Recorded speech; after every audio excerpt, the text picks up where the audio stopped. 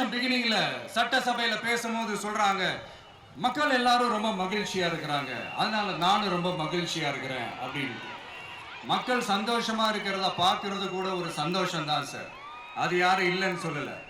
அப்படி உண்மையிலேயே மக்கள் உண்மையிலேயே சந்தோஷமா இருக்கிறாங்க அப்படின்னா ஏன் சார் விவசாயிகள் போராட்டம் நடக்குது? ஏன் சார் மீனவர்கள் போராட்டம் நடக்குது? ஏன் தொழிலாளர்கள் போராட்டம் நடக்குது? தூய்மை பணியாளர்கள் போராட்டம் ஏன் நடக்குது? அங்கன்வாடி ஊழியர்கள் போராட்டம், செவிலியர்கள் போராட்டம், மருத்துவர்கள் போராட்டம், மாற்றுத்திறனாளிகள் போராட்டம், அரசு ஊழியர்கள் போராட்டம், ஆசிரியர்கள் போராட்டம், இடைநிலை ஆசிரியர்கள் போராட்டம், பகுதி நேர ஆசிரியர்கள் போராட்டம். இதெல்லாம் உங்க ஆட்சியில மக்கள் மகிழ்ச்சியா இருக்காங்கன்றதுக்காக நடக்கிற போராட்டமா சார்? எனக்கு தெரிஞ்சு மக்கள் சந்தோஷமா இருக்கிறாங்கன்னா பொங்கல் வச்சு கொண்டாடுவாங்கன்னு கேள்விப்பட்டிருக்கேன்.